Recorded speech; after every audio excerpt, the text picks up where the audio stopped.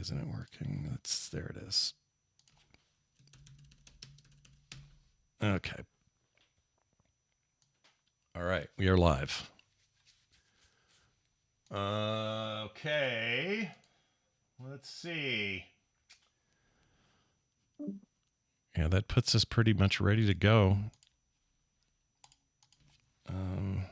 There's Mika in the chat. Chat room, I know a bunch of you are still rolling in, but if any of you in the middle of the show have questions or thoughts, we will be checking chat and responding to stuff where it makes sense. So if something like that happens on your end, please let us know that you have a question. Just raise your hand. And we're going to try to keep it within the realm of today's discussion, but, some of it may veer. It's fine if it does. I want to talk about politics and religion. Let's do it. That never gets anyone in trouble. That'd be fine, wouldn't it? It's just a nice, easygoing thing where nobody gets all riled up. It'll be fine. I mean, that's what people are here to find out about. That's for sure. I know. I mean, it's why I'm hosting it. I'm just waiting for Greg to go off. Just waiting for that Texas point of view. No, sorry. Lumping Texans all into the same boat. Probably a bad idea. All right, let's do this. I think we're pretty much ready. We're going to roll. Let's see. Okay. We are nearly recording. All right. We're recording audio. We are recording video. It's all good. Green lights all around. Here comes the intro in 3, 2, 1.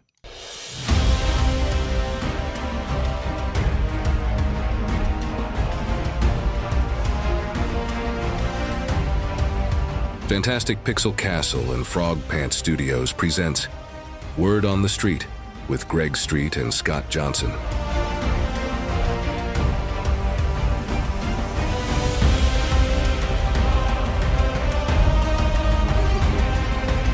Well, hello, everybody, and welcome to another Word on the Street. This is episode 4, and it's our episode for February 2024.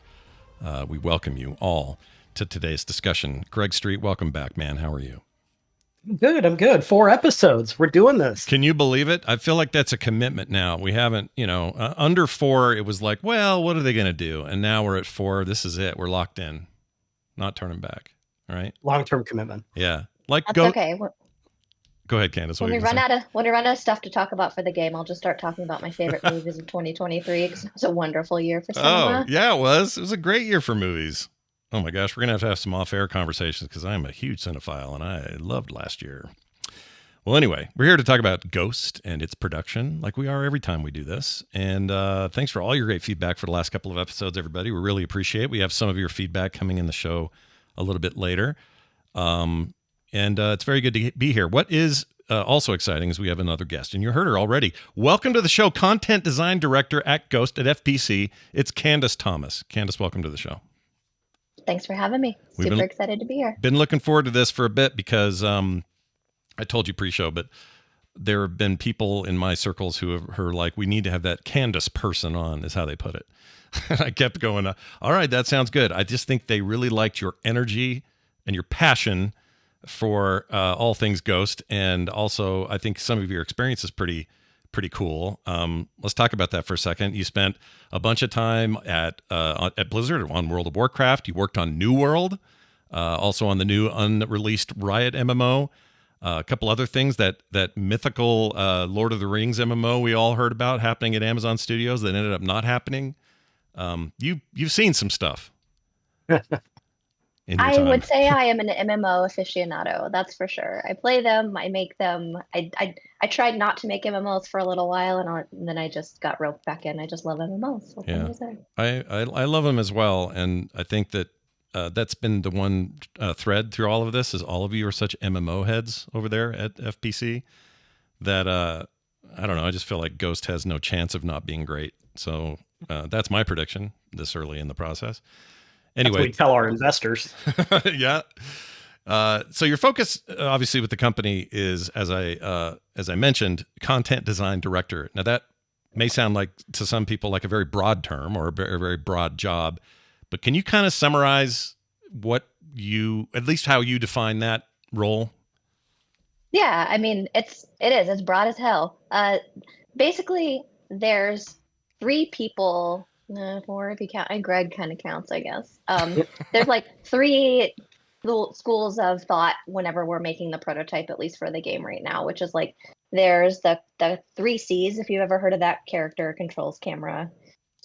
Also, you could like lump combat into that if you wanted to say like 4 Cs, and that's Brian. Y'all have already met Brian probably. Mm-hmm. And then there's, I like to mention Ed, because Ed's kind of like our UX design. That's going to be a lot of our like interface, our HUD. If you watched the last stream, it's a lot of our philosophy around mods, stuff like that. And just like the feel of the game and the feel of playing the game. And then there's me, which is like, what features are we putting in the game? Red zones, blue zones, how do those work? Rating, dungeons, all the content that you think about that isn't on the player side. That's basically going to fall under the umbrella of my team eventually once we staff up the team. But for now, it's just me and Greg and Christina in a lonely room figuring out blue shards. Do you guys are gonna miss? You're gonna miss those days when things will have to get bigger, because they just will. That'll become the workload. But are you gonna miss that kind of I don't know, tight knit little group of communicators who are building a game from nothing? Hell no. I love having a big team of people to like bounce ideas off of and like dream with. And I really would like a rewards designer. Just gonna plug that here. I know we're not hiring yet, but man, would that make me feel a lot better. But I mean, the small team dynamic is great. You move a lot faster. It's a lot easier to get alignment. It's a lot easier to plot out your vision for something and figure it out. But also more voices in the room always helps, especially when it comes to people who are MMO veterans or are new to MMOs. So I actually can't wait until I at least have like, I don't know, like a good 7 to 10 designers to just kind of like bounce things off of. That's my sweet spot, I think. And maybe that comes from my origins. When I first became a designer, I was an encounter designer on World of Warcraft, and our team was about 7 folks strong. And so I probably anchored around that pretty strong. Very nice. So let's talk for a second about blue zone, red zones. It's come up a bunch, and in the AMA, you guys did a pretty good job of sort of explaining it. But I think there's been enough time and maybe enough new eyeballs on following Ghost as a project. They'd like to understand it a little more fundamentally. And because your job is what it is, it sounds like that is a big deal. So explain for the folks at home the elevator pitch for blue zones, red zones, how they might interact, what they even are. Sure. So blue zones are our thesis for what's going to make the game interesting. So maybe I should actually skip those first and talk about what's not a blue zone first. Sure. Red zones are your traditional MMO content. If you think about MMOs, there's like a handcrafted world with a lot of handcrafted experiences, with a lot of handcrafted story, and things like your raids, things like your dungeons, your big public spaces, your Kalimdors, your Ungoro craters, your stuff like that. Those are red zones. When we want to stay, we're still an MMO. We want to stay true to that kind of experience. We want you to feel like you're playing an MMO, like a big contiguous world with a lot of people that has the dynamics that make a big open world interesting. Things like open world PvP, things like open world questing, things like open world shared activities. We're pulling a lot of inspiration from like the stuff that feels good in the open world. Like some things I think feel less good in the open world, like linear storytelling questing is like fine, but sometimes I think that's better served in an instance and thing like an adventure in Sea of Thieves, or like a scenario in World of Warcraft where like you're going through with your friends and you're making a big impact on the world. Whereas like in the open world, in like public, what would be considered like a public red space, red shard, red zone, that would be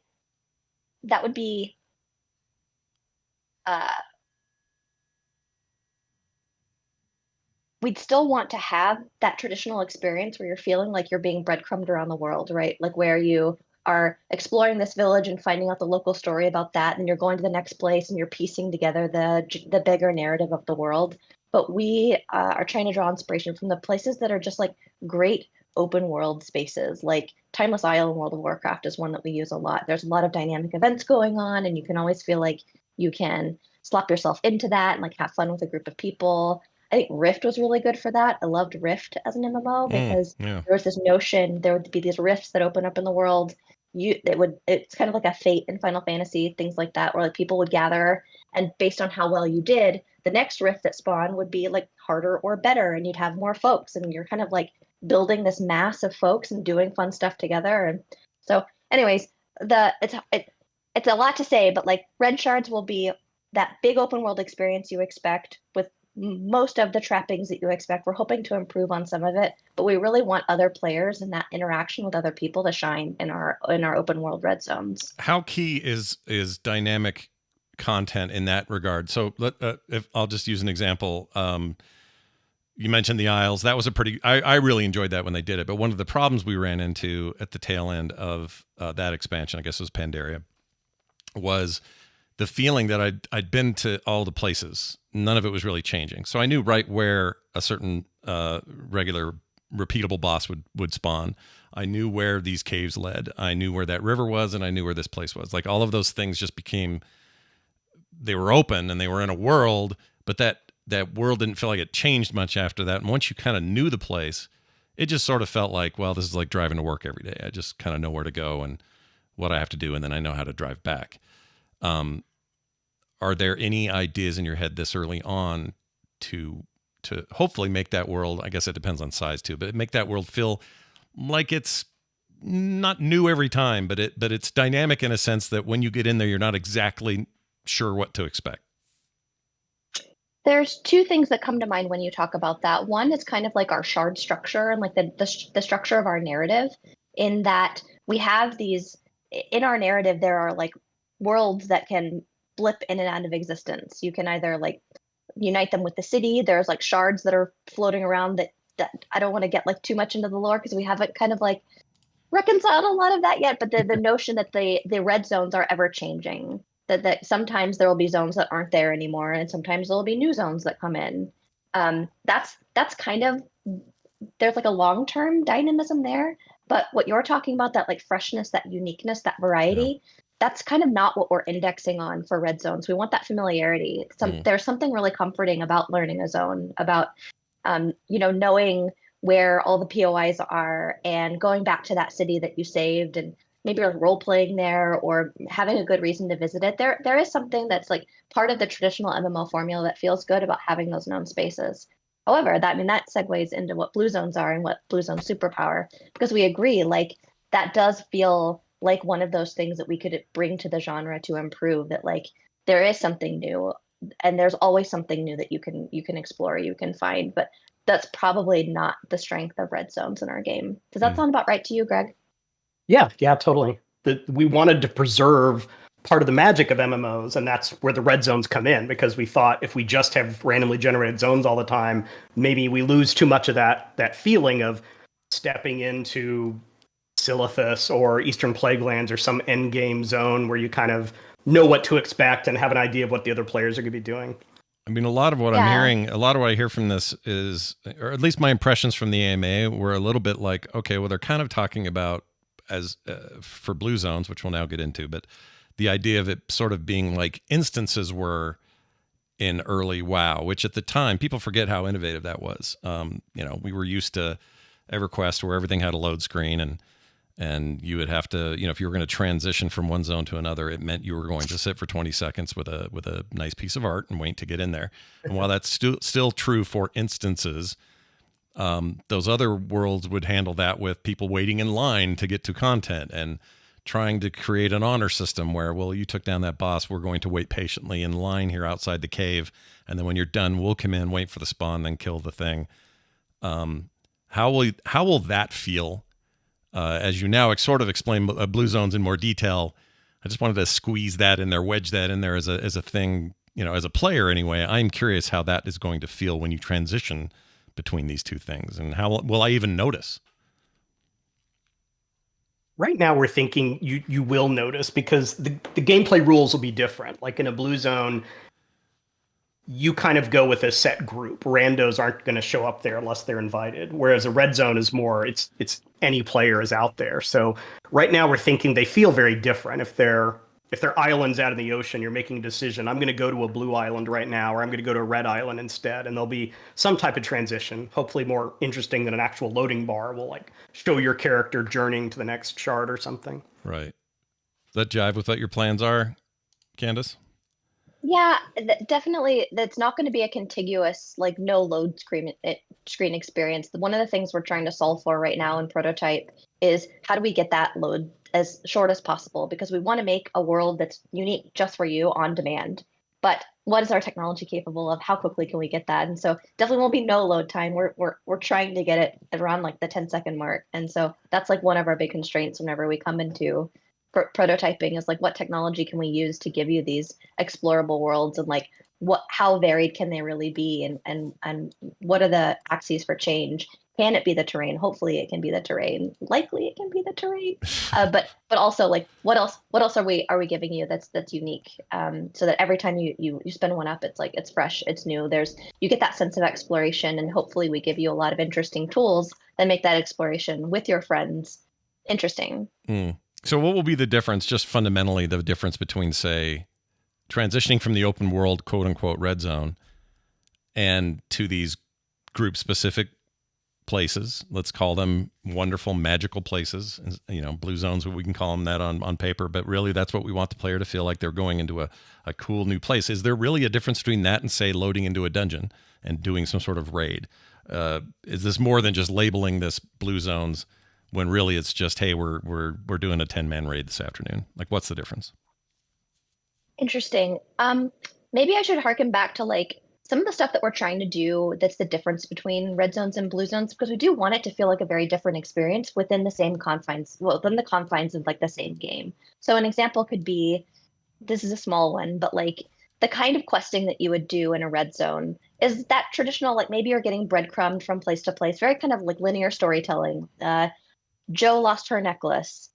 She tells you she lost it at the river. So you go to the river, and then you get to the river and there's a monster. And then I'm doing a really bad job of selling that I should be making this game. But then, okay, then you find the necklace and then you take it back, but Joe's not there. Where did Joe go? Oh no, she got trapped in the mine or something. And that kind of like linear experience, right? And you'll be revisiting the same places. You'll be being breadcrumbed around from place to place. I feel like we're going to try to do less of that in a procedurally generated. I say procedurally generated, even though that's kind of like it's kind of a bad word. I'm not sure if it's actually going to be like procedural, whether it's going to be combinatoric, but I'll just call it I'll call it procedural, even though we kind of prefer the term like highly variable, just because we're not sure what that's going to look like. But imagine the difference between, I haven't said it yet, but the difference between the red zones and the blue zones is like red zones are handcrafted. It's the same every time. That can be a public space like Kalimdor. It can be a private space like the Dead Mines, right? It's like every time you go into the Dead Mines, it might be slightly different. Like the monsters might have a different patrol, or maybe you're wearing boss spawned one time, but it's still not super variable. Right. Or the trash is like configured like a little bit differently, so you want to like change your strategy a little bit, but it's always the same. It's the same pattern. You get to this room first, you kill this boss first, you kill this boss next, you end on the ship, all that stuff. Sure. Whereas like a blue zone, you don't have that same expectation coming into it, because like a game of Valheim or like a game of traditional like survival games, you can't just look on the internet about like, where am I going to go next? What's the XYZ coordination? How do I get there? Because they'll be procedurally generated. And so the kinds of objectives you can do, I personally don't think that doing a linear objective, like now find the river, whereas like you don't know where the river is because the river is different for me and it's different for Greg and it's different for you.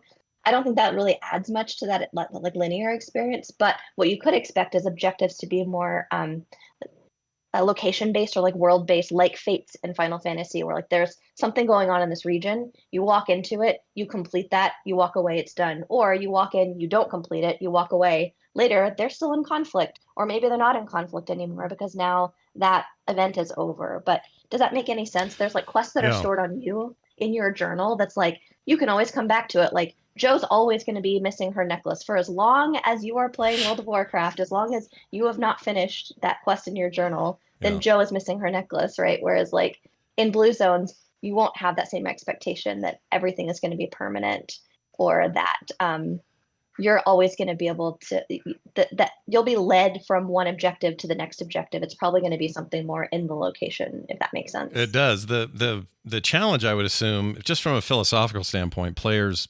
I don't know, it depends on what player you ask, but I think a lot of players think what they want is I want everything to be dynamic and new. I want it to be like an adventure I've never had before every time I get in there.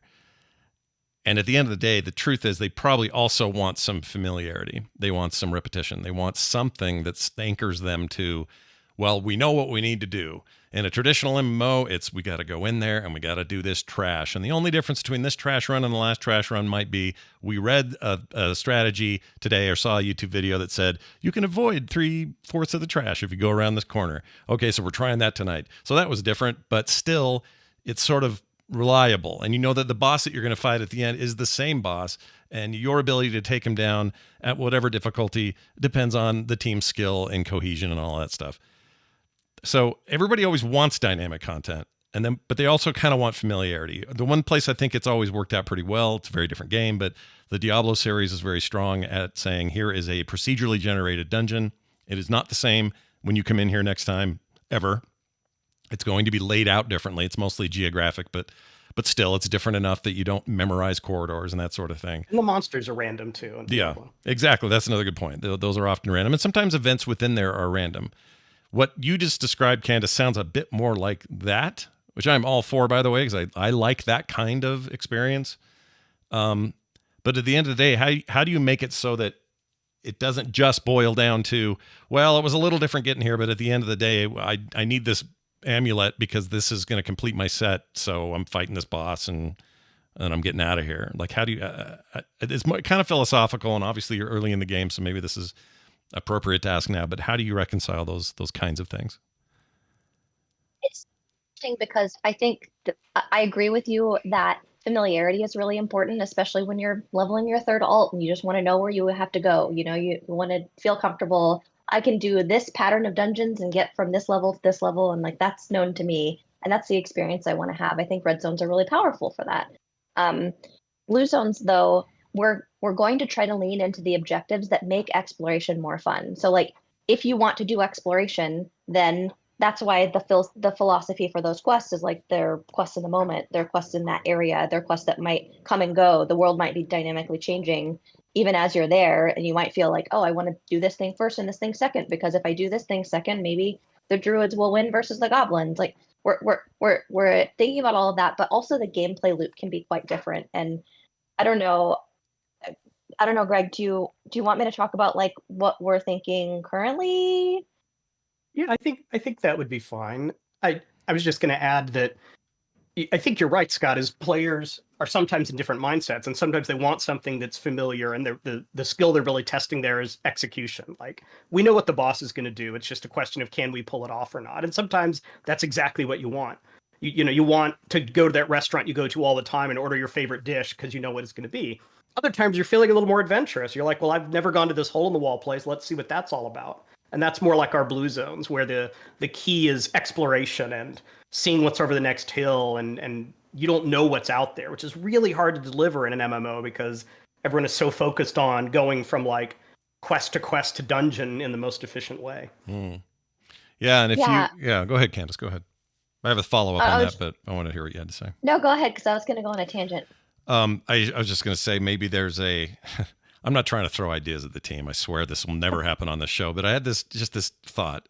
Right now, World of Warcraft's a good example. They've made it so that dungeons have levels of difficulty. And they've been doing this for a long time. In fact, I'm pretty sure Greg had a hand in most of this before you left Blizzard. But going from normal to heroic to mythic, mythic keystones, all this stuff is ways of making those experiences both repeatable and new from at least a difficulty standpoint. Changing up the mechanics a little bit so that people have to behave differently. Different affixes. Now you have, I forget all the affixes they have now. You have a affix that means all the mobs are poisonous, and so the experience is a little different. Right, and you've got to be, there's extra, gear checking happening at a higher level, and there's just it just adds something to the familiar, but is still dynamic in a way. It would be really cool. I would think that if on some sort of normal level, let's say I've gone to, I don't know if it's a story-driven thing or not, but whatever reason I've gone into this procedural experience into a blue zone. I got to keep my reds and blues right. I've gone in there to do my thing, and I can go do my thing, and we're done, we're out. But there's a way to say, I don't know if it's just simple as flipping a switch, but just for sake of saying it, we flip a switch that says, this time there's a chance his brother shows up in the fight, and now we have two bosses at the same time. Or there's a chance that there's a new hallway opened up that has got a ton of gold in it, but to get in there, we got to do blah, blah, blah. It sounds like maybe that's on the table here, Candace. Is that kind of, I'm not trying to say specifically this is what you're doing, but you're trying to create a feeling of, I'm not just going to do the same thing. I'm going in to do the same thing, or it can be more than that. Or will they even have a choice? Is the player just going to have to go with whatever's in front of them?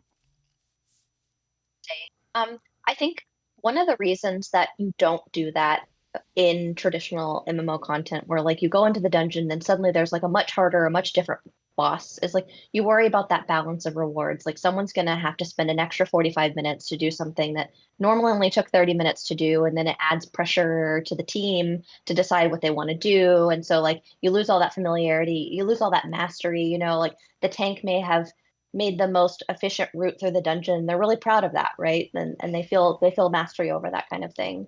Whereas like blue zones, that's exactly what we're talking about for blue zones. We're talking about the combinations. Like, so I'll start by saying you will see some of the same stuff in blue zones, between blue zones. It's not like an infinite variety churning device where you'll never see the same monster twice. You'll never run into the same enemy twice.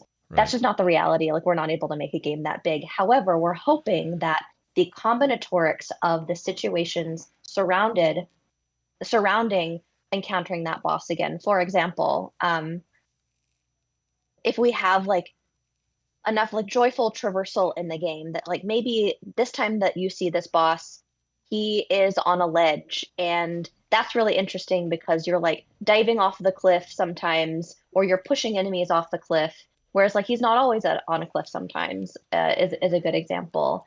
Or yeah, maybe next time you encounter that boss, they remember that you encountered them, and they remembered what you did and how you bested them. And so maybe they call in their friend and they're like, hey, kind of like in Hades, whenever you kill the same monster again, they're like, you know, maybe it's a different monster the next time. Or they just have that memory of like, oh, I remember you. That's some of the stuff we're talking about, but also just like the fact that there are like kind of infinite combinatorics there, we're hoping we'll keep that fresh. So for example, if you were to, as a content designer for a red zone MMO, for like a handcrafted MMO, you would have to create let's say you wanted to give players a lot of different ways to approach a boss encounter.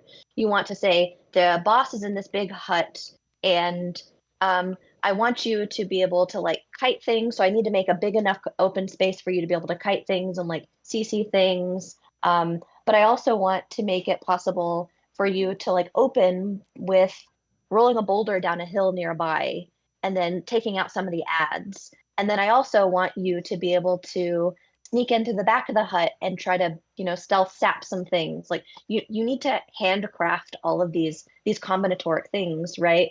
I don't want to say combinatoric, but all of these different approaches, sure, right? Sure. And so as a content designer, anticipate anything the players might want to do and build it ahead of time. Right. And build it ahead of time. And you don't really have enough at-bats with that content. You're only making 6 or 7 boss fights to make that a varied experience where there's wrong answers. Like you either have to make the hut where like everyone can access the back so that you can sap the monsters and you can CC them, or you have to put a convenient trap next to every boss fight to make sure that there's always like enough chances for you to use those kind of things. But like in a procedurally generated world, what's interesting is sometimes you'll have those things available to you because they will be generated next to like the circumstance of where the boss is, where these interesting traps are, where these openings and entrances and exits are. That like you're going to see a lot of that variety, and hopefully that makes those toolkits feel even more special. Like, oh, I can't always just roll the boulder, so that's not always the right answer. But I noticed that as a player, I'm going to try to roll the boulder this time. And so it's kind of like a really shitty way to describe why I think that blue zones are really powerful for variety. But it's just kind of like, as a handcrafted content designer, you don't get the at-bats. You don't get enough content to give people enough variety. And so we're hoping to get that in our game, where like there's obviously the right answer sometimes, but that answer is not always available to you. Yeah. If that makes any sense. You are speaking my language, because I'll admit, as someone who did a lot of raiding in the past, I really don't like raiding anymore. And the reason I don't like it that much is because it is so rote. There's the initial thing, but a lot of times they're making us go to YouTube and check everything out before we can get into the raid. And we've kind of seen it now, and now we just got to do the dance. and that's fine. And, I do like to go in WoW. I'll go through LFR every time there's a new wing because I just want to see it, and then I'm good. And I think that's a good thing that they gave people. Again, I think another Greg contribution back in the day. That continues to be the gift that keeps giving. But you're speaking my language. You're kind of describing what I would call those recent Hitman games in a way. Now, they're a little more sandboxy, right? It's like, well, I could throw this onion at his head, or I could shoot him, or I could run this way, or I could fall off. There's a billion choices that you can make in any given situation. But you do have the construct that I'm in this building, and I have these tools available in different places, and I can approach from the back or the front. That sounds kind of like what you're describing, and that would bring me back into raiding hardcore. Not just raiding, but just group content where we need to rely on each other a lot more than what is currently on offer. And I think it's because of what you're describing, this multiple entry point, multiple possibilities. And usually when you provide enough of those multiple possibilities, the player will also find additional ones on top of it, or combinations of those possibilities that make for some pretty crazy moments that change things up and maybe cause you guys to have to patch it. I don't know. But that's really interesting to me. I don't want to lose track of a term you just used, though. You said joyful traversal. And I love that term because my favorite games, especially big, sprawling RPGs, single player, multiplayer, doesn't matter. The ones that I love the most are the ones that are giving me the best experience while I'm working my way through that world and not feeling bogged down or slowed down or stopped or whatever. Think of it as the freedom I feel with Mario and me getting stuck, coming to an abrupt stop with Sonic. It's kind of like that. Like, I don't want to have stops. I want to have a feeling this world is fun to be in. And also, I'll get more to the Hitman thing in a minute because I think there's some D&D inspiration here. But let's talk just for a second about a joyful traversal. How important is that? And give me some examples of what you're doing to make that part of the game joyful, just getting around in it. Yeah, I mean, it's really important. It's in fact, I have like a whole matrix in Mural right now about the different biomes that we could be building in the game. So don't just think about like frost biomes and desert biomes and grasslands biomes. Think about like crazy anti-gravity mushroom biomes. Like, we're trying to brainstorm things that feel fantastical, that feel like these worlds are very different. But we're also considering, whenever we make a new biome, is like, what are the traversal methods that shine during this biome? So, for example, if there's a biome that has a lot of trees and we have like a grappling hook, or you're swinging around like Spider-Man or something like that, like, that's going to feel amazing in that biome. It's not going to feel great in a grassland where you don't have things to grapple to. And so we're trying to think about like, what are the traversal methods that would make each biome, or each, like, biome might be a bad word for it, but like each terrain type feel much better, and really indexing in those things. So, and some of that interesting decision making doesn't just come in the moment to moment. It comes in the investment in the world. And so if you think about blue zones as something you're just investing time in, and we said this before, but I haven't said it yet in this podcast. So I'll say, like, the idea behind a blue zone is that you can complete them, right? That it's not something, you don't have one blue zone that you have open for the entire expansion, and that's the only blue zone that you play. You might have one blue zone that you like to put your home in, or your guild house in, or something, and say, like, this is the world that's all mine and I want to put my house here. But the idea behind blue zones is that you're going to want to be doing a lot of them and completing them. And so the idea is that there's an interesting tension then in how much you invest in each blue zone, how much infrastructure you invest in. Can you build roads between two things to make it faster to bring your ore back to your outpost? Or do you even want to do those things? And the hope is that there's enough variety in the game that sometimes it's the right answer to build a road between the two things. And in which case there's traversal. There could be traversal, like, I guess traversal is a bad word for it, but if you think of like the cart in Valheim, where like the cart is pretty unwieldy, it's hard to manage. Yeah. It's a very efficient way to bring your resources around, but it's also very fragile, and it has its own trade-offs. And like, what if you could build a road between the two things and make that really easy? And like, yeah, it took me maybe 15 minutes to build a road between my base and this thing, but now I can more easily transport my things around. And so we're hoping that this world will give you a lot of opportunities to decide how much you want to invest in this space before you churn through it. And what I love about the potential there is that that can also mean in terms of difficulty in the things that you do and you don't want to do.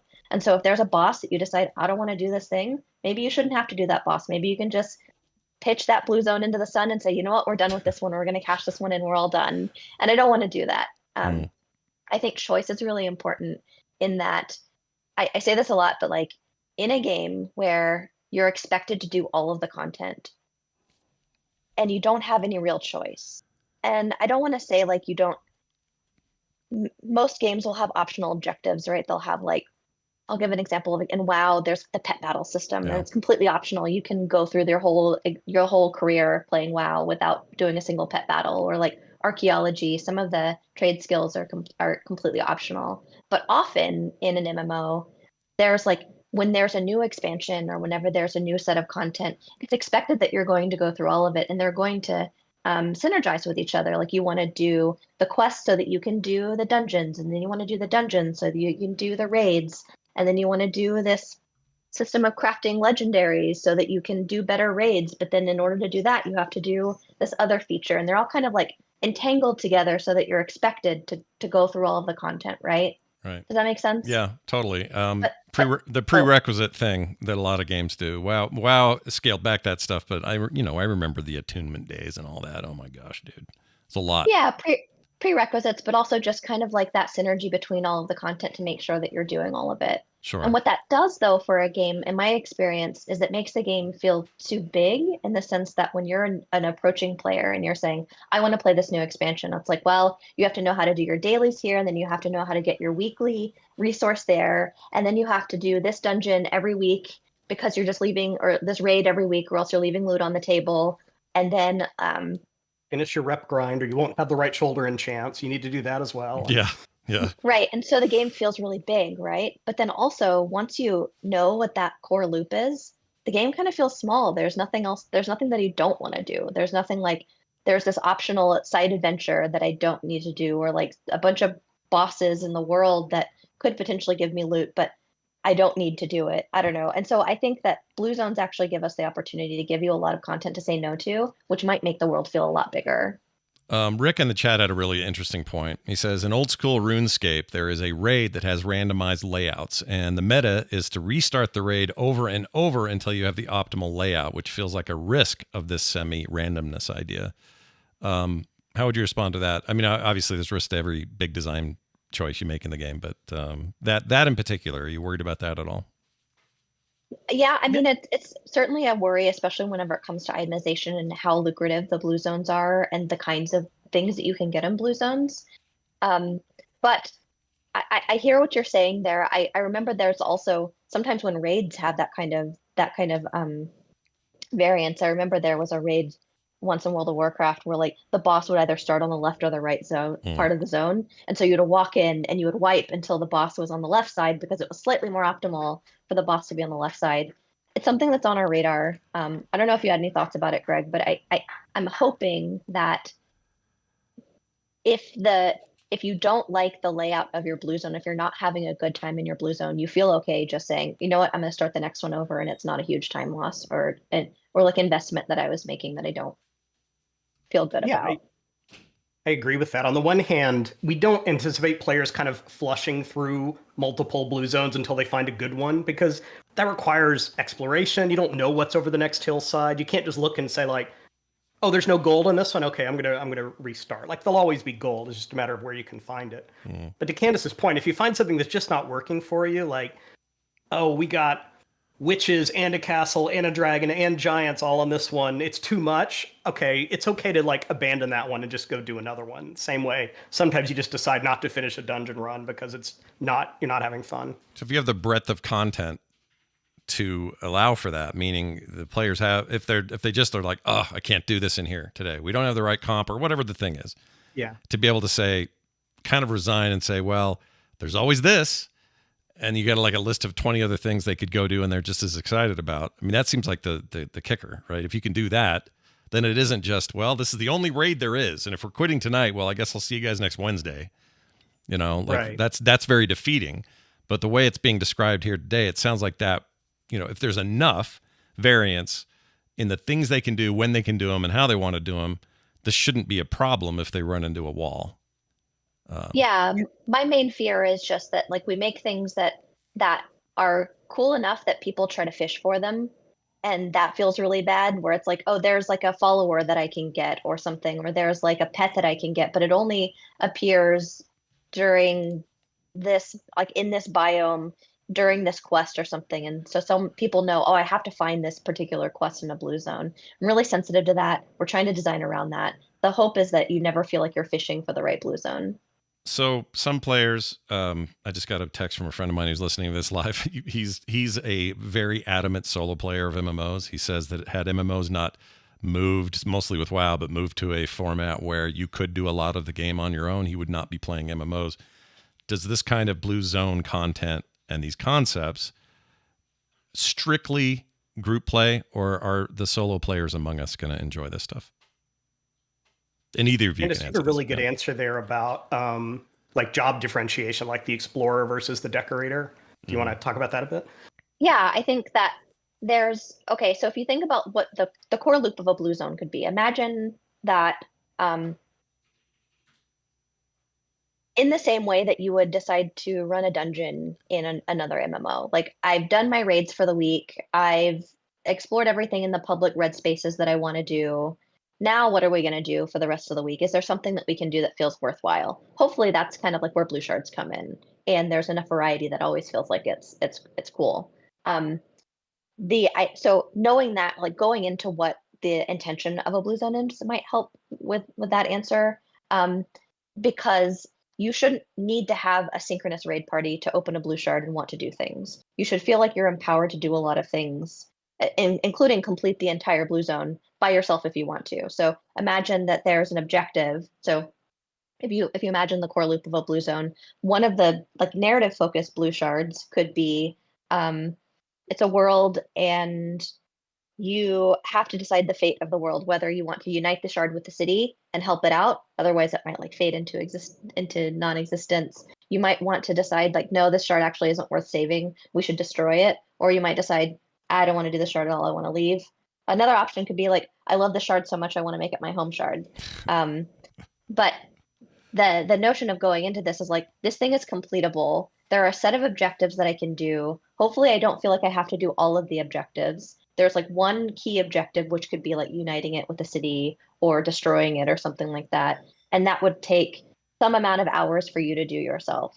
However, hopefully we're giving you interesting opportunities to do stuff along the way, like get rewards from like side quests, or to get interesting like followers to bring back to your home base, or to get interesting stuff that you want to bring home to like decorate, or like patterns and blueprints and recipes and stuff like that. Like you feel like you have a lot of opportunities to still like advance both like the progression of your character but also the progression of your home.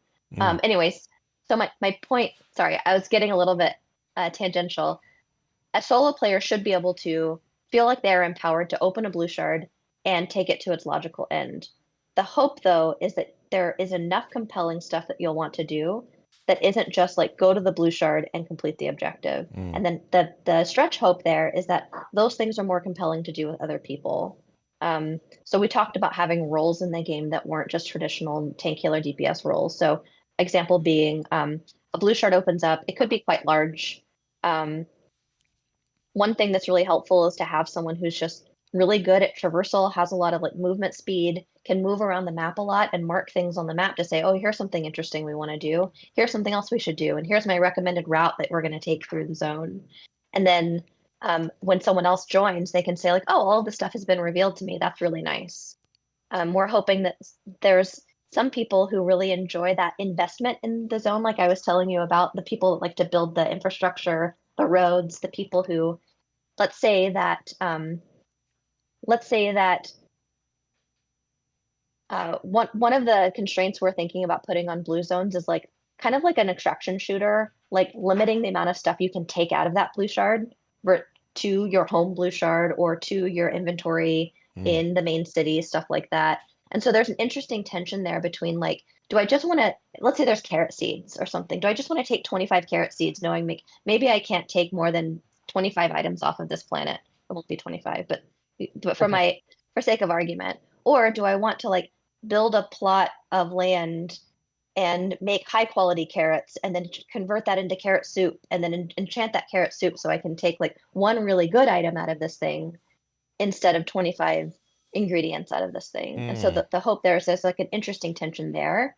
And so getting back to answering your question, hopefully that's just like a lot of investment that you'll want to put in the world, and maybe, and you can do it all by yourself, but it's really nice to have that person who's like, I'm going to go get a bunch of stuff and I'm going to organize our bags, or I'm going to be the person who does a lot of the combining. Like you can go get a lot of the ingredients, and as long as you bring it back to the house, I'll log in once a day and I'll combine it for us, as long as we have like a laundry list of the things that we're trying to achieve.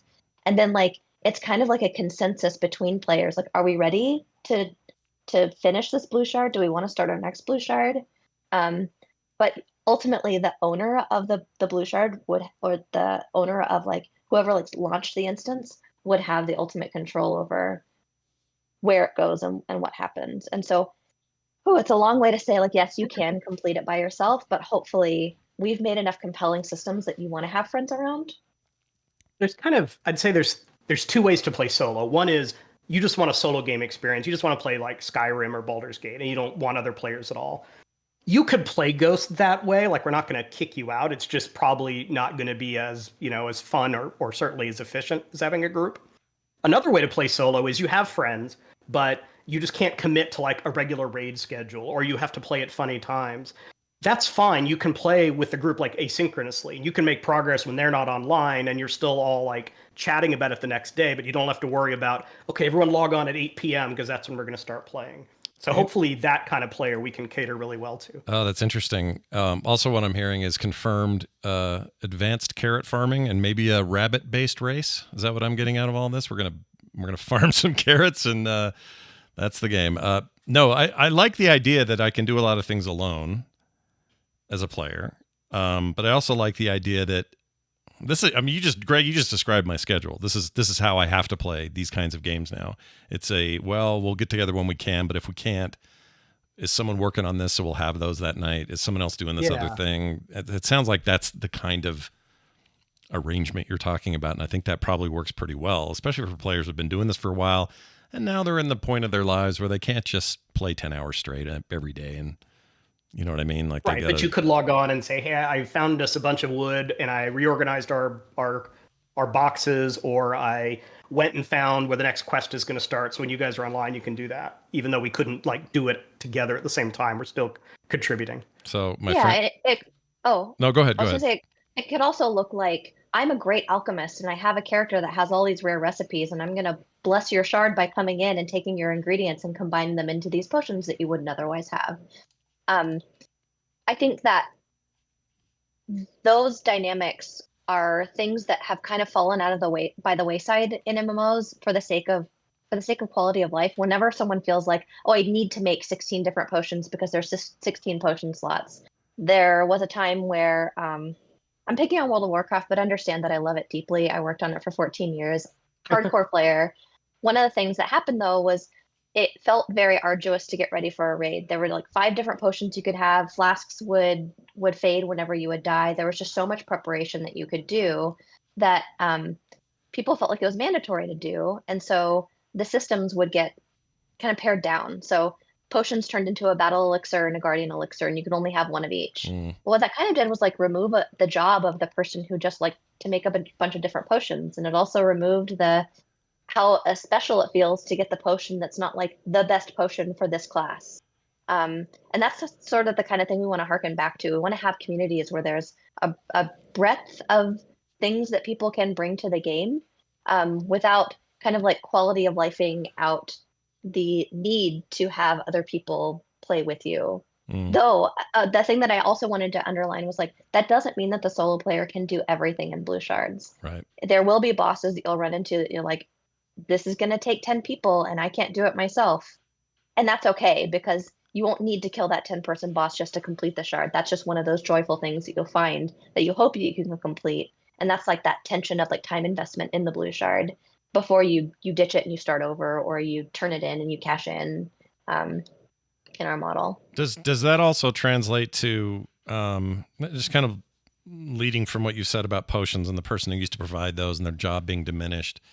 If there's anything I miss about World of Warcraft in raiding, it's that it used to be every class brought something cool for everyone, and that usually meant a buff of some sort. And some classes still do, obviously, and priests are very good at certain things and that sort of thing. But, hunters used to have stuff that would benefit everyone during the fight. Don't really have that so much anymore. Even their presence sometimes would just make people run faster, and they kind of got rid of a lot of those things. Greg, do you see class abilities, which I know today's not really about that, but that philosophy seems like it would maybe lead into that as well. We're hoping so. Part of the design is by having a lot of different classes that you will this concept we've been talking about, like of experimentation and deciding which way you're going to approach something, should apply to classes as well. Where you say, well, we don't have a hunter with us today, but we have this archer character that can do similar things. So how are we gonna approach the fight differently? Or we have a different buff than we were expecting because we don't have the guy that brings like plus 5% shadow damage, but we have a different buff instead. Right. And again, we're hoping it's the combinatorics of all of those different classes that helps to make it interesting to when you're fighting bosses a different way, you're exploring a different way just because you have a different mix with you. I got to start using the word combinatorics more often in my life. It's really It's awesome. a useful word because we talked, like Candace said, we used to talk a lot about procedural generation. And I think that led players to think, oh, you're making like No Man's Sky where every world is completely random. Yeah. And really, in some ways, it's more of a roguelike where there's a chance of X and there's a chance of Y. And then when X and Y occur together, that's a totally different experience. So that's why I was saying, maybe your blue zone will have witches. Maybe your blue zone will have a castle. Maybe it'll have a witches and a castle. Maybe the witches will live in the castle. And all of that starts to mean that you've seen a castle before, but you haven't seen it in this circumstance. Yeah. And once again, disclaimer, when we bring up witches or carrots, there's nothing confirmed. It's not canon yet. All right. I'm not saying you're going to get to be a witch. We got a message here at our text line, 801-471-0462. This is about the world, and I think it fits really well here. Either of you can answer this. Hey, Greg and Candace, you often refer to the game as a world, but so far art illustrations that you have on the site portray less of a world and more of a series of fragmented asteroids with various environments and biomes scattered all over the place. To me, this indicates that the world of Ghost is more of a selection of playable levels than that we might be teleporting to regularly. Why does the art style seem so fragmented in this way? And can you elaborate on this concept and what you mean when you say world? Either one of you. Overall, we're saying world to mean like the IP, the game world you're playing in. It's not a science fiction game, so you're not like traveling to different planets. At most, you're traveling to these different Earthbergs, these different like chunks of rock floating in the sky. But we always talk about the shards floating in the sky, not like in outer space or something like that. Right. Your corgis went away. Candace, do you, as far as it being like the feeling that you're just, when you say a blue shard, you're not really just saying, well, go over to this. I love, by the way, the term Earthberg. That's amazing. But it's more than that, right? It isn't just, look at that over there. We got to go to that Earthberg and solve it. It doesn't necessarily even mean you're going to go from a chunk of floating Earth to another chunk of floating Earth, right? There should still be, and our technology is actually very promising at this point, that we could still have very large, like Kalimdor-sized contiguous world spaces. And so there will be that. There will also be, in the same way that I'm just going to keep using WoW because it's what I know the most, but Destiny does it too. I think Destiny does it on the more smaller scale where like the playable zones are still quite large, but they're still connected through going for your spaceship and then going to the main city. But WoW kind of does the same thing where they have the known world, then they have the Outlands, and then they have the Draenor, and they have like all the different other continents that kind of get introduced over time. So to some extent, that's just inevitable. If we're talking about like what is the scale of the contiguous open world, still a big open question for us, because what we're focused on right now for prototype is getting blue shards right. And so you'll see a lot of that in our art as well, that like we're like, what could this look like and what could this feel like? what is the blue shard experience? How big are blue shards? And it's like really top of mind. And so that's where a lot of our art comes from too.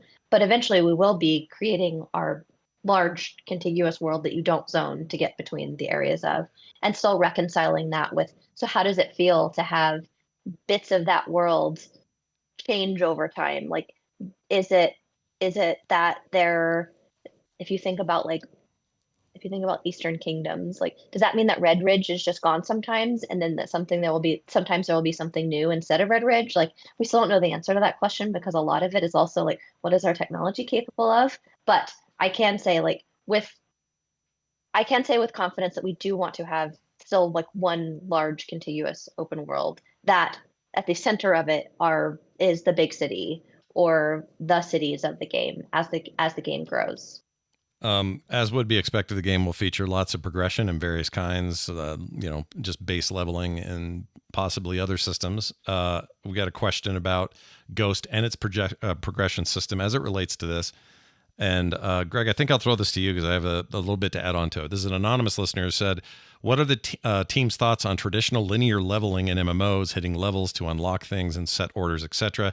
How do you see progression systems like leveling interfacing with your shard system? And the mention of seasons. Is progression a space you wish to innovate in? And I would add to that, how important is it to you to have this thing that WoW does, where when they put out a new expansion, and even with the original game, it was designed so that you start that content at the level that you're at, and hopefully, not always, maybe a little short, maybe a little shy. This happens, here and there, but for the most part, you are going to hit those 10 levels in Dragonflight when you've kind of completed, quote unquote, the expansion story content before it opens up and you're doing world quests and all of that. So I would add to this question, is it important that you guys have that stuff feels like it's locked into how long you played it? In other words, well, I played for 60 levels, and that's exactly how much world there is until I get to this in-game blue shard stuff that I'll be doing until the next big content release. If all of that made any sense. Yeah, it made sense. I mean, to kind of answer them in order, we will have like power progression. We think that is a satisfying part of playing an RPG and an MMO is you get better gear, the numbers go up, you get a new character level, you unlock a new ability. Like, we'll have all of that. It won't be as linear as a game like World of Warcraft, where you kind of go from zone 1 to zone 2, and then maybe you have a choice of zone 3 or 4. The blue shards really come in here because you could just run blue shards to level if you want to. And we think that's also why making alts will be fun. And that's why if you join the game late after the 3rd or 4th expansion, you can still just like do blue shards and level up that way. You don't have to kind of like repeat the story over and over. Oh, I really like that idea a lot. Yeah, and I think to add to that, some places where we could innovate that makes blue shards feel really cool is the kind of like narrative storytelling or narrative progression mattering. So, for example, if you complete a certain part of the main story, maybe you can start rolling blue shards that have these new races that are unlocked, or this new, now that you've completed this part of the story, if you see this character in your blue shards, they're different in some kind of way. And so you feel that progression of the main story, it reflected in the blue shards in some way. Interesting. So we have another one in the chat. Let's see. Where is it here? I lost it. I don't know where it went. So I'll move on to this one. Oh, all right. I'm going to play this call. This is interesting. It doesn't have so much to do with blue shards, red shards, or any of that, but it does have to do with maybe what you're doing while all your friends are running blue shards, or maybe you're running blue shards, and maybe what your friends are doing back home.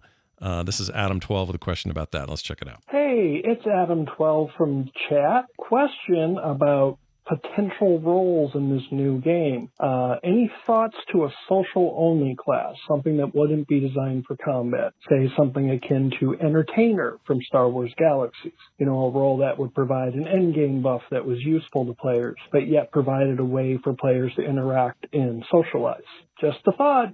Something I hope you'll consider. Bye. Yeah, Galaxy's a good example of this. Final Fantasy's a good example, although, I don't know, it seems like there's a lot of versatility in newer games when it comes to this. You're not just being a social character. But what options are you hoping to give? I mean, without specifics, obviously, we're a little early on this, but can people just be a social class, Greg, in this game? So two ways to answer that. One is we want to have lots of different classes, and that gives us the flexibility to explore kind of niche roles and different ways of expressing yourself. It doesn't just have to be, there are 6 tanks in the game, pick which one you want, and there are 6 healers over here. Right. That's Something interesting. we've talked about that's even kind of crazier than that is the idea of maybe there's a lumberjack class. The lumberjack chops wood down really well, so you want to bust out your lumberjack when you're going to do a lot of wood chopping. It's easy to take that into a bad space and say, well, every time I stumble upon a mine, I have to switch to my miner class, and every time I want to buff someone, I have to switch to my buffer class. That doesn't sound fun. So we wouldn't want it. We wouldn't want the gameplay to be I'm constantly having to switch classes all the time, but more that there are some interesting things we could explore without the expectation, because more than likely, lots of players are going to have many alts and not just like one character, which is the only one they play. Well, Candace, you're a big MMO player. How do you want that to be? And is that even interesting to you as a player to play a class that's mostly, social or, a dancer somewhere or somebody who does something that completely uncombat related? I think for my opinion of that is that it is really cool to have soft roles. And we were kind of talking about that before, where you have the tools, like hopefully we're giving players enough tools in the toolkit that, like, I'll give you an example of one that I would love to see in the game is like a cartographer. You're not the class cartographer, you don't have cartographer abilities, but I'm someone who is I'm really invested in getting this progression for like cartography or something like that. So I have different things I can put on the map. I have different tools that are available to me because I've progressed this kind of thing. And I'm getting better at this role in my group, which is like whenever we spin up a new blue shard, I'm really good at coming in and setting what the map looks like and giving us our destination points and stuff like that. I don't know if they all need a progression path. Like I don't think like organizing a house needs a progression path, but certainly decorating would probably have its own progression path, its own, like, I'm the person that really likes to build houses and I'm really good at that and I have a lot of tools for it. And also, like, maybe I can suspend that house to a blueprint and then give that blueprint to someone else so they can build the same house. And like, so that's kind of where I think about it. I don't think of it so much as like the strictly I'm a level 7 decorator now, or yeah, and I personally, we're hoping to give a lot of like soft roles in that way that some even do have progression paths. Maybe anyone could do it, like organizing. But what I don't like the idea of is that there's a class that I can spend a lot of time in, and there's a lot of the game is now closed to me because I don't have enough combat ability, or I don't get to, but that's just what I'm thinking now. I mean, the parallels of having like the botanist class and stuff like that in Final Fantasy is really interesting. I just wouldn't want to make sure that, like, if we were to have a social only class, I would want to make sure that we're not trying to just like slam in a couple of combat abilities to make it minimally viable, like yeah. If anything, I would want to lean into like, no, this is actually only social and it doesn't even have like any real combat abilities. But I could do things like, an example that's just coming off the top of my head now is like an earth shaper or something. Like I'm really good because I can like manipulate the terrain in ways that other people can't. It kind of like in Deep Rock Galactic, there's like the person that can build platforms, Yeah. and that's like really, really compelling and really amazing as part of like a group synergy. But maybe they shouldn't also be strong at combat or something like that. And so I don't know. I just wouldn't want to do the minimum viable homogenous. Now this person has to be viable in raids or has to be able to even like, I guess they have to be able to defend themselves, but it's a hard problem. Sorry. Yeah. No, yeah. I like I like that you brought up Deep Rock Galactic. I love that game, and part of the reason I love it is it actually does this thing we talked about earlier really well. You can play it solo. It's all dynamic and procedurally generated. It's not as fun solo as it is with friends, but it's still stuff you can do.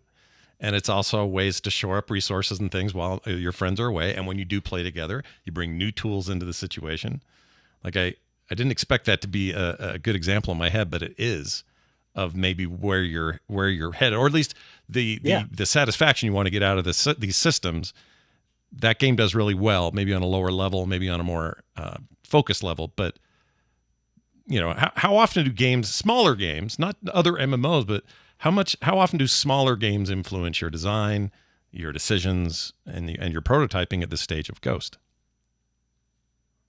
Oh, I'd say all the time. Like we try to play lots of games because you can learn something from from anything. And we're all going to tend to play like the big new games that come out, like the new Final Fantasy VII, but it's sometimes the smaller games or the indie games or these I'll say weirder in a very loving way, little communities where you do learn something really cool. Like one of the things I love about Deep Rock Galactic is the community is very supportive and likes to help educate you, which is, not the case of a lot of MMO communities that can be pretty harsh for someone who's just learning the ropes. So I would love if we could embrace that kind of feeling. Yeah, Candace, you feel the same about like I don't know. Tell me some of your favorite games right now, and are they having an influence? Yeah, so I mean, some of the I don't want to call it a small game because it was Final Fantasy 16, but I think that game is like best in class in innovation for storytelling. There's like maps of what's going on and how it changes over time. And so like often my criticism for Final Fantasy games is like I couldn't really absorb the story because I maybe missed this cutscene or something like that. But like they gave you a lot of tools to help you understand what was going on.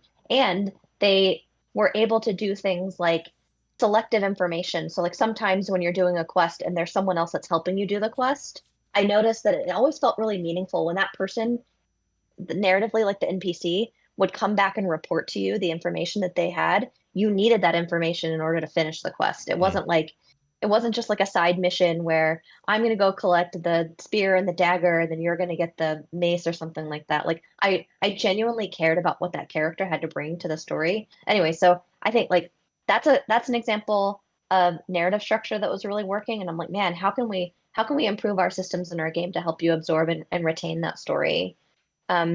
I actually have just finished playing this game, Arise. It was like $3 on sale, and I had 5 hours.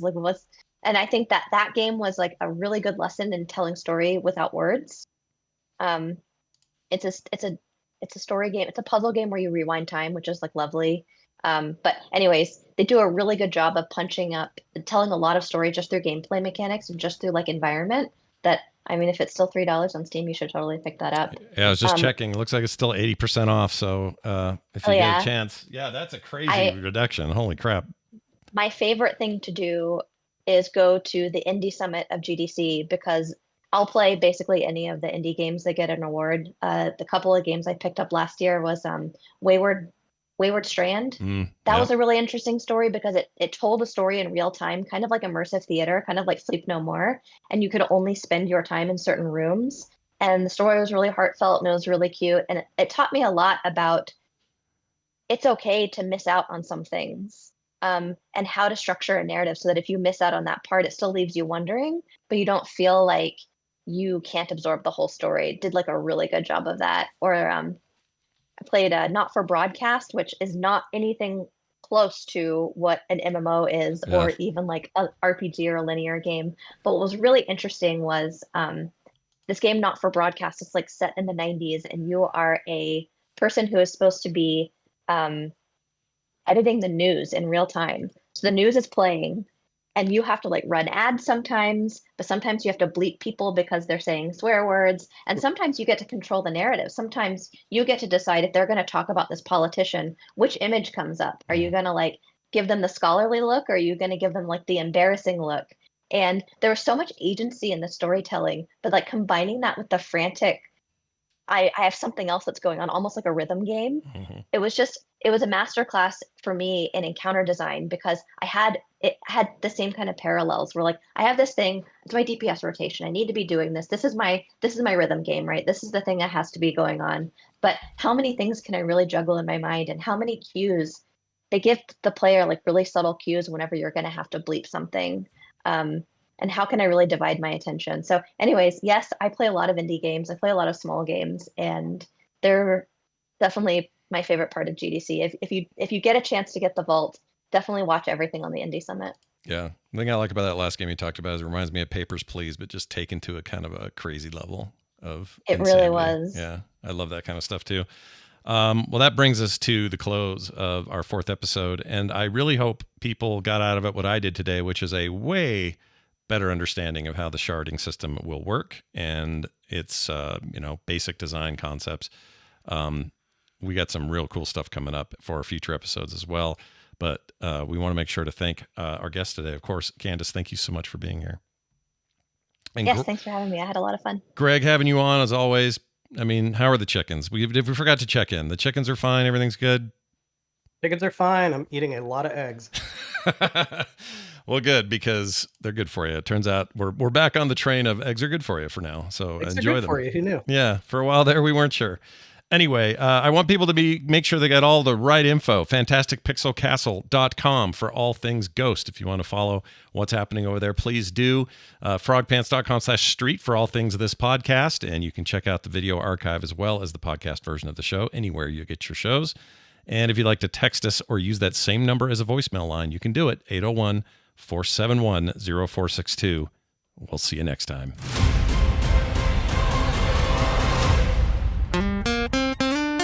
Get more at frogpants.com. And we're done. Woo!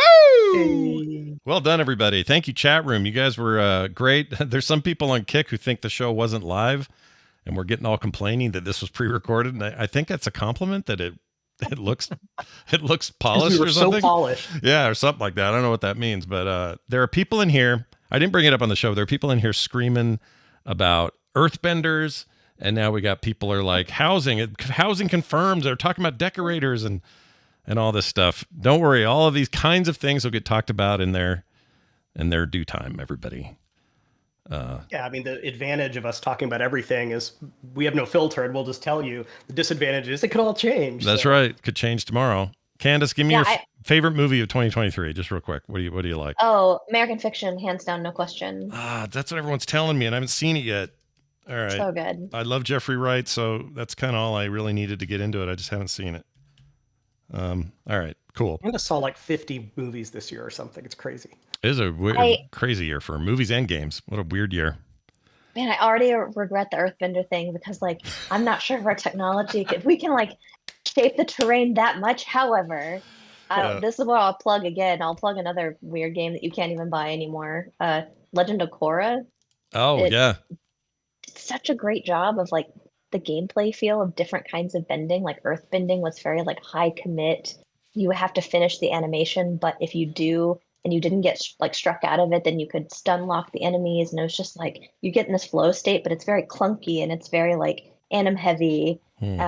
Versus like airbending, which is you can cancel out of almost any animation, and it's very like freeform and you're flying around and stuff like that. But man, so if earthbending was more like that, that would be okay. But man, I think I just wrote a check that you're going to be able to like paint the terrain. Yeah. And I that's fine. That. You know what? Just figure out how to get the Unreal Engine to do really good voxel based earth deformation, and you're good, Greg. No problem. That's absolutely not what we want to do. Yeah.